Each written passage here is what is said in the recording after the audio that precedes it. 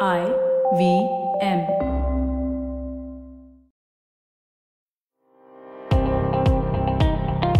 Welcome to Police Chowki, a special limited series on your favorite public policy podcast, All Things Policy. This series will take you behind the khaki uniform, beyond the flashing red beacon, and into the heart of the functioning of the Indian police forces. We cast a critical eye on the role and function of the police in the Indian democracy, from the silent persistence of paperwork and meticulous investigation to risky counterterrorism efforts and policing in conflict zones. We explore the need for police reform and accountability in the system. Each episode brings you a comprehensive exploration of a unique facet of policing, illuminated by the insights of a former IPS officer who has lived the life behind the badge. So join us every Monday morning as we take you into the complex world of Police Chowki. Hello and welcome to Police Chowki. Last week we spoke about central investigation agencies, and this week we'll be talking about Central Armed Police Forces. CAPFs are often described as the second line of defense of India after the Indian Armed Forces. Their primary roles involves providing internal security and guarding our 15,000 kilometers of international borders with our neighboring countries. The CAPFs are under the control and administration of the Union Ministry of Home Affairs. The Home Ministry maintains 7 CAPFs, and each of them has a distinct operational mandate. Just for the benefit of our listeners, I'll quickly run through these forces and what they do. First, there is a CRPF, the Central Reserve Police Force, which assists in internal security and counterinsurgency operations in the country. Then we have the Central Industrial Security Force, which protects strategic installations and vital infrastructure of the country like airports, nuclear power plants, etc. Then we have the National Security Guards, which is a special force which operates in counter-terrorism domain. Then we have 4 border guarding forces, which are the Border Security Force, Indian Tibetan Border Police, Sashastra Seema Bal, and Assam Rifles. The BSF is deployed along the borders with Bangladesh and Pakistan, while ITBP is deployed along the India-China border. The SSB, or the Sashastra Seema Bal, guards the borders with Nepal and Bhutan, while Assam Rifles, which is in fact the oldest central police force, is guarding the Indo-Myanmar border. Each of these forces play a very critical role in maintaining the peace and security of our country, and they operate under very challenging conditions to fulfill these responsibilities. However, they also find themselves in the midst of a lot of operational, political, and social crises while managing the conflicts and disturbances in the country and responding to the threats to our national security. So in this conversation today, we'll be taking a deep dive into the role, operations, and challenges of these forces, as well as conduct a discussion around some of the policy choices of the Indian state when it comes to these Central Armed Police Forces. And joining me today in this conversation is Mr. Javed Ahmed. Very warm welcome to you on Police Chowki, Mr. Ahmed. Good afternoon, Sri. It's again something that people should know, and we would like to use this podcast to clear some doubts and shine some light on this very important tool that the government has for national integration and national security. Right. And like you were telling me earlier, you have had the experience of dealing with a lot of personnel from the Central Armed Police Forces, if not having directly served under them. So I'm sure like your experience is going to benefit us all listening to this conversation. So let's begin with the nomenclature itself, right? So up until 2011, the Central Armed Police Forces were actually called India's paramilitary forces. However, this was changed and CAPF became the uniform nomenclature for referring to all these forces starting from 2011. So according to you, I want to know what does this change in nomenclature signify? Does this actually have any implications on the operational duties of these forces, or was it just some bureaucratic name change? As far as the operational work is concerned, there is absolutely no change in the work that the central forces were doing prior to 2011 and subsequently.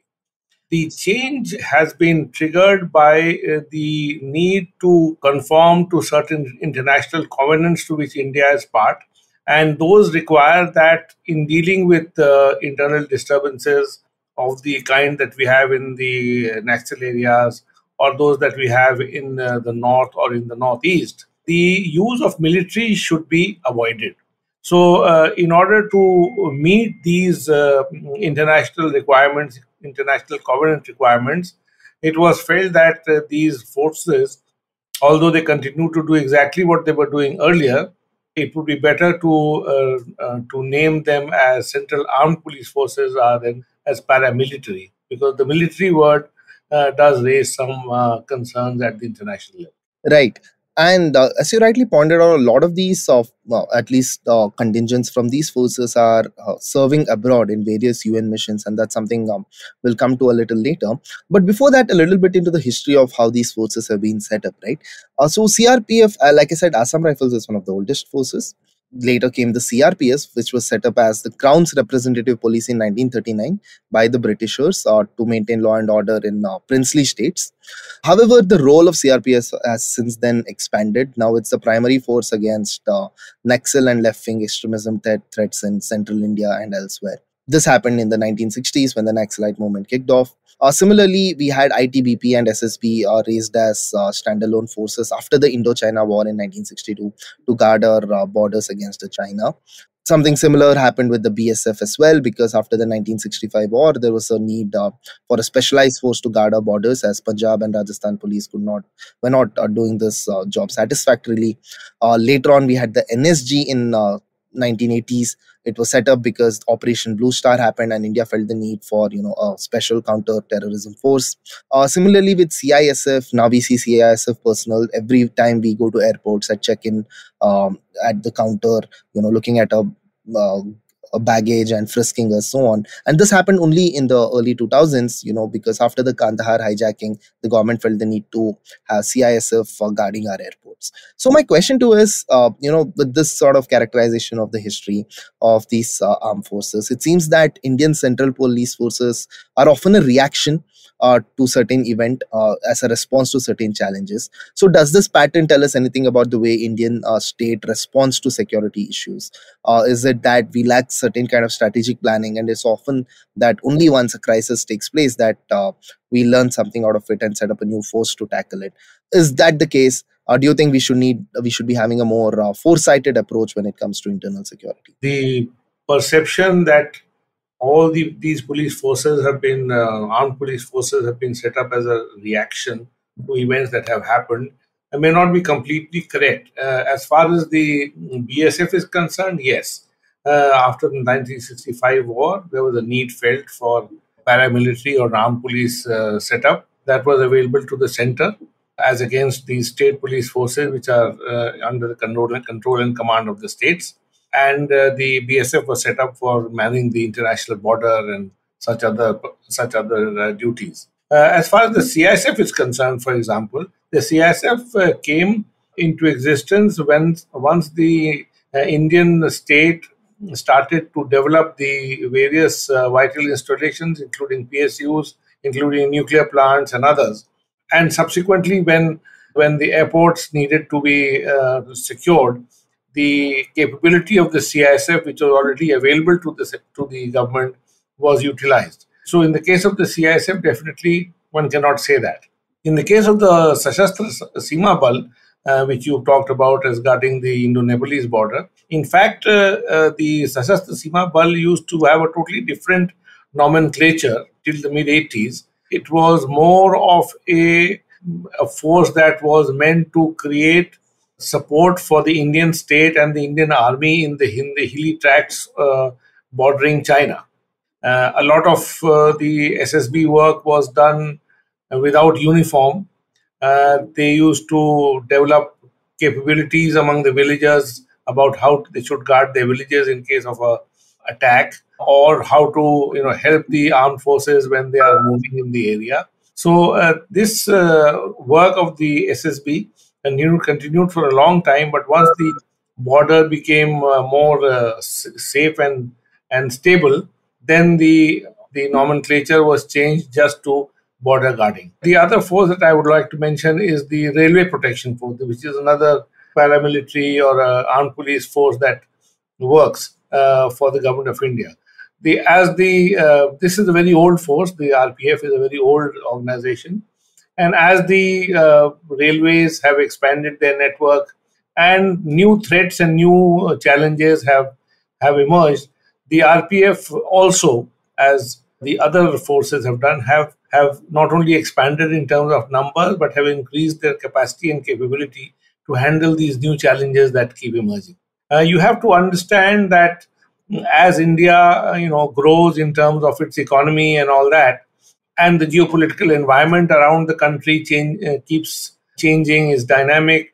There are new challenges in terms of activities by neighbors who are hostile to us. These changes have to be made to the working and the focus of the police forces that are available to the government of India.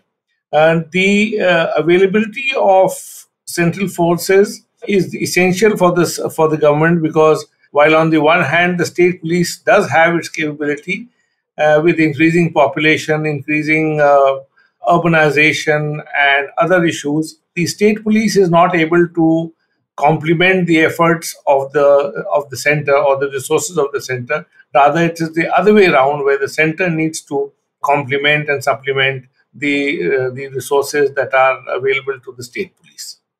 Right. And just another example of a central force, which although is not classified as CAPF, is the Special Protection Group, right, which starts with guarding our Prime Minister. And this again was a response to Indira Gandhi's assassination, and this unit was raised. And later on, it was expanded to include the immediate family members of Prime Ministers as well as ex-Prime Ministers. But later on, I think the current government amended the law to say that this protection will only be available to the Prime Minister. So that is another example of how sort of the central police forces or the central security forces in the country have evolved. I want to talk a little bit about the Rapid Action Force, right? So this is a unit of the CRPF, and I believe that is something which we are more likely to see in situations such as riots or public disturbance, and state police often takes the help of Rapid Action Force to maintain law and order during such circumstances. I want to know from you, what has been your experiences? Has there been instances where you called RAF to come in and take control of the situation? How do they coordinate with the state police force, and how does the dynamic play out? So the RAF was set up in the late 80s, early 90s. If you recall, at that time there used to be major communal disturbances in different parts of the country, and the allegation was made, rightly or wrongly, that the CRPF and the state police were not being totally objective and fair in dealing with with the people who were involved. More specifically, the Muslim population. There was this allegation made that they were not being given a fair treatment. So, in response to this, and also in response to the need for a more calibrated and a more humane approach to while dealing with rioters, especially those who are victims of the riots, the RAF was set up. So the distinctive features of the RAF are as follows. One, they have a different uniform. They wear blue, as against the normal uniform being of khaki, or shades of khaki. So that is one. The second thing is that the manning of the RAF is slightly different, in the sense that it is more cosmopolitan in its makeup. Every unit of the RAF will have Jawans from almost every corner of this country, so that the impression is given that this is a more cosmopolitan, integrated force, and therefore less liable to be swayed one way or the other when dealing with riotous situations.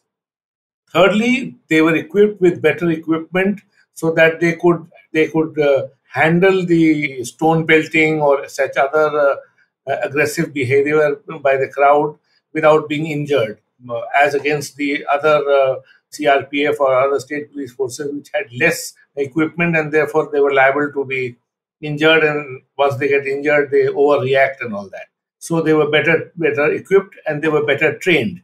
Especially, they were trained in being more humane, more restrained in dealing with the rioters and the riotous situation, and being more fair in their dealing with the situation. As far as my experience is concerned, I think the RAF has definitely done good work. Every time the RAF has been called, it has won the trust and confidence of the general population where they have been deployed. So far, I think the RAF has conducted itself in a manner that gives credit to them, and it reinforces the need for a more just, for a more representative and a better trained and a better equipped force to handle internal violence. Right. Stay tuned to All Things Policy. We'll be right back after a short commercial break.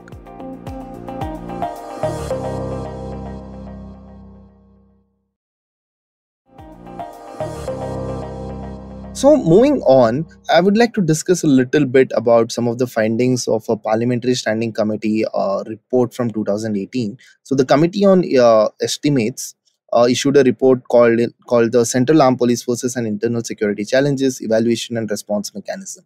And in this report, the committee observed that there is an over-reliance of states on Central Armed Police Forces for regular law and order issues. And this is particularly with respect to the CRPF. Because they believe that once CRPF is deployed, there is more chances that they're likely to be deployed again for extended durations, and the normal control of law and order eventually passes on to these forces as opposed to the state police, right?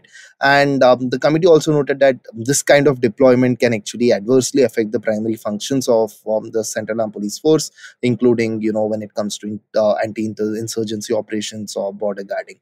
So I want to know from you, if is it actually true and correct to say that states are increasing their reliance on CAPFs for everyday law and order? And if so, then how can we encourage state governments to supplant and augment their capacity of their state police forces to decrease their dependency on CAPF? And in fact, can the union government play a role in ensuring that other state governments need not do this? So this is a very complex issue that we have now reached. The first thing that needs to be said is that the primary responsibility of maintaining law and order in any area is that of the state police. Ideally, it is the state police that it is best suited, best informed, and they should be the first set of people who should be deployed for maintenance of law and order, because they have the legal authority to do so, and B, because their understanding of the local customs, the local issues, the local power politics is better than someone who's coming from outside, and therefore they are able to gather the win over the trust of the public quicker and faster as opposed to some forces which are coming from outside. That's one. But the flip side of it is that the state police in most cases is handicapped by the non-availability of numbers of enough men and officers who can be deployed for this kind of work over an extended period of time. Secondly, they don't have that kind of equipment that is required. Why they don't have equipment? Because state police is often underfinanced. They don't have resources to buy this equipment. Thirdly, they don't have that kind of training. Why do they not have training? Because training is often given the go-by in the state police organizations. Everyone pays lip service, but training is always the last priority. Fourthly, most state police forces are carrying substantial numbers of vacancies in their ranks. These vacancies are filled up, but often the state does not have the capacity to do the training, and because they don't have the capacity to do the training, they don't recruit in big numbers, because once they are recruited, they need to be sent for training. Why do they not have training capacity? Because they don't have resources in terms of money and trainers and buildings and all that. So there are a host of factors because of which the state police is unable to put up its best foot forward in its capacity or its ability to handle law and order situations, or which are very volatile, or which extend for a long period of time, or which require specialized operations. That is one part of it. The second part is that the government of India over the years has increased its numbers that they have of the armed forces, armed police forces, and because of certain political and other reasons, the state government is now not in a position to refuse when the center decides to send forces to assist the government at the state level. when the state government and the central government are of the same political parties, there is no problem, there is no friction. But we have seen increasingly that when the political parties at the center and at the state level are different, this has become a reason for a lot of friction and bad blood between the political masters, and also, unfortunately, but to a lesser extent, between the officers who are heading the state forces and the central forces. Thirdly, I would like to highlight that even when the state forces, when the central forces are sent to the state, they are there only to aid and assist the state forces. The primary responsibility, as I mentioned earlier, continues to be that of the state. It is when the CRP or anyone else comes into a state, they come under the provisions of Section 129(30) of the CRPC, and the job is limited to and defined by their mandate, which is to aid and assist the civil authorities in the state. So the command and control continues to be that of the state police, and the central forces are meant to carry out orders that are given by the state police. Right, and I had a couple of questions. One is regarding the resources, and second one is about supervision and control. And I'll take up the second one first. So I want to know from you. So in case a CRPF contingent is deployed for law and order, so how does the command structure actually work? To what extent does the union have say, and to what extent the senior officials of the police of the particular state have the authority to issue orders? Whom do these CRPF officers report to? So how does the reporting structure work? And in case any, I mean, what is the extent of their powers? Can they arrest? Can they detain? I'm sure they can't prosecute because that power will eventually lie only with the state government. So could you maybe shine a little bit of light on these issues? Yes. So typically, for example, let us presume, for the sake of argument, that a contingent of 800 CRPF men is deployed by the center to, let us say, to Bangalore. Now, this force of 800 people headed by whoever, normally a commandant level officer, would report to the Commissioner of Police Bangalore. They would, their housing, their transportation, and such other logistics will be arranged by the Commissioner of Police Bangalore. And then the CP will decide where these people are to be deployed, whether they are to be deployed in the city or in some other part of the outskirts of Bengaluru or wherever. He will deploy these people and make them available to, let us say, the DCP West or the DCP North or whatever it is, who will then assign them the duty of guarding a place or being deployed for bandobast at one place or for crowd control at another place. And they will continue to take orders from the DCP or his representative on the spot about what they have to do. So they are there to provide numbers, they are there to provide their skill and their training and their capability to augment the resources of the state police. They will always be a small component of the state police which will work with the central forces. In Bengaluru, for example, if they are deployed at, let us say, Brigade Road, so if 200 of those guys are deployed at Brigade Road, there will be at least two sub inspectors or a few more constables, etc., or from the Bangalore police who will be in charge. And these CRPF men will assist those sub inspectors or inspectors or officers in doing whatever they have to do. They do not have any powers of arrest on their own. They do not have, obviously, any powers of using force on their own. They will use force only when they are asked to do so by the officer who's the senior-most officer present there, and only to the extent that the force is to be used, they will use. That is the mandate, and that is normally what is followed. Obviously, they don't have powers of prosecution, as you may rightly say. Right. So the other part is more of an observation than a question, really. I think we keep coming back, and this is a common thread which runs across a lot of state subjects, is that, states are performing poorly, say in health, education, or law and order, mainly because there is a resource crunch. And we often have the union government stepping in, providing additional resources, providing central funding, so that the states can do this job better. And this has happened even with respect to policing. We saw in both in the cases of investigation, say having a CBI or NIA to handle certain cases, or even in the matters of law and order, as we are currently seeing with the Central Armed Police Forces. The central government, the union government, I believe, this also instituted several schemes. Like a couple of them that I could think of was the police modernization scheme, which offers resources to the state government to increase the capacity of their police forces, recruit more people, get additional equipment, implement technology, and so on. And the other one is SRE scheme. This is a reimbursement scheme which applies to, I think, certain districts of the country where there is left-wing extremism. And here the central government essentially reimburses the expenses of the state government incurred on insurance, on payments of ex gratia to the victims of violence, or police men who die in their line of duty, and a bunch of other things. So essentially, our states are, due to the resource crunch that they suffer, are reliant on the union government in order to perform their duties better. And this is just a observation I had to make from whatever I've gathered.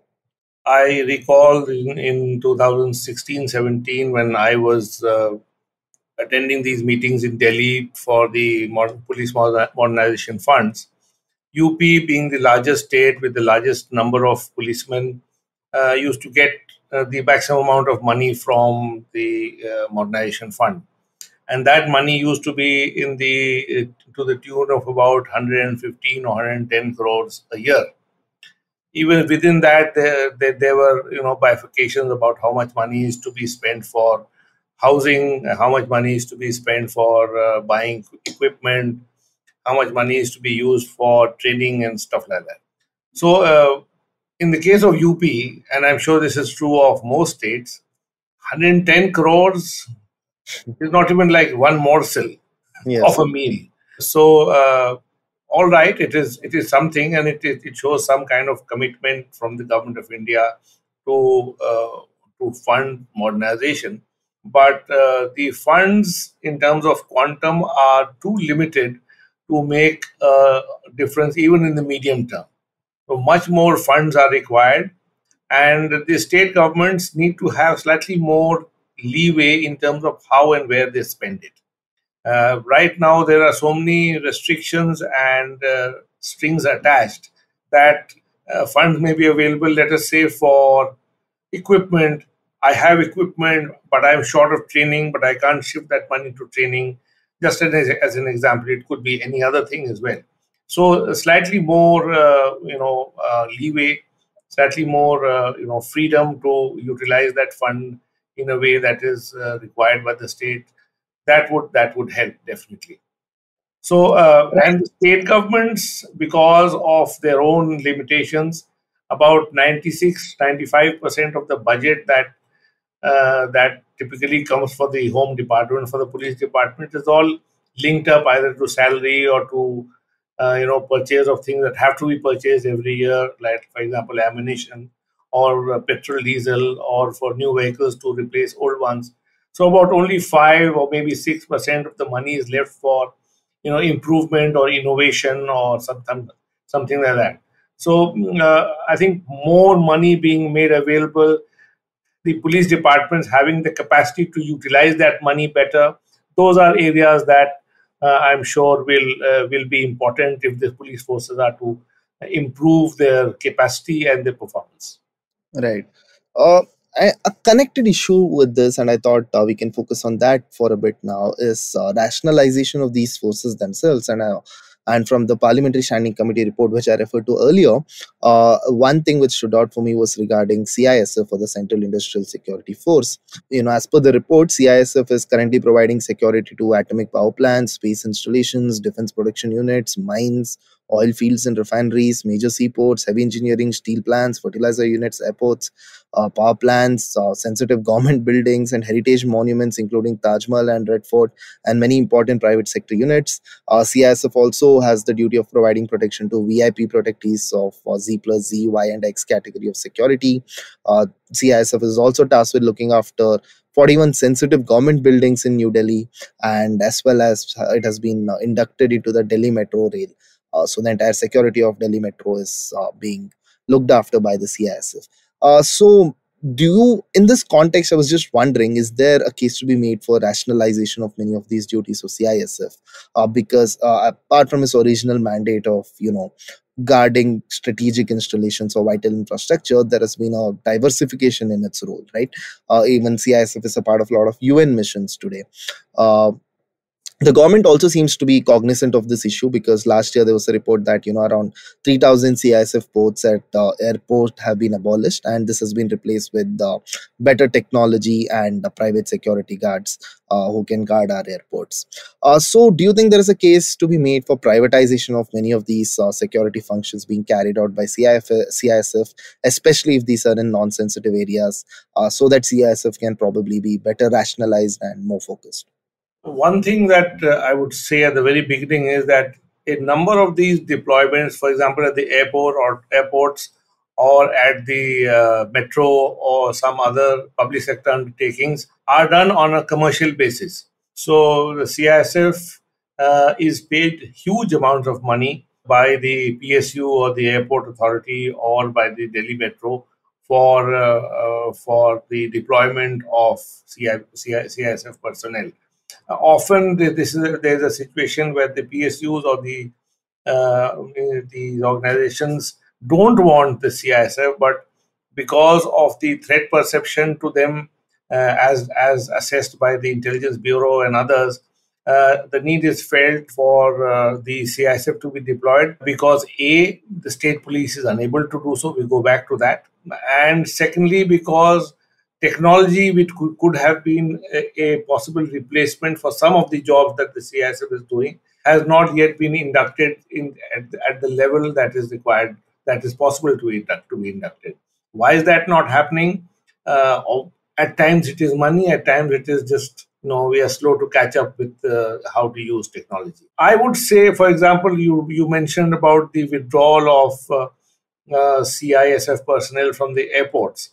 Now, India's security environment is so fluid and fragile that no amount of money or no amount of resources can replace security of the whole aviation sector. Imagine the national shame and the national setback that would happen if, God forbid, some incident were to happen in the aviation sector. So initially, when there was no other resource available, and the CISF was available and they were trained to handle the aviation security, now a lot of equipment and technology has been put in by the private parties that are running the airports, and they have replaced the CISF, which is a very expensive resource, with their own private security guards. As a police officer, I continue to be very skeptical about their capacity, capability, and efficiency, and also accountability. I continue to hope that they will do their job with the same kind of responsibility and with the same kind of professionalism that is required. But as I said, these are early days, and I keep my fingers crossed on that.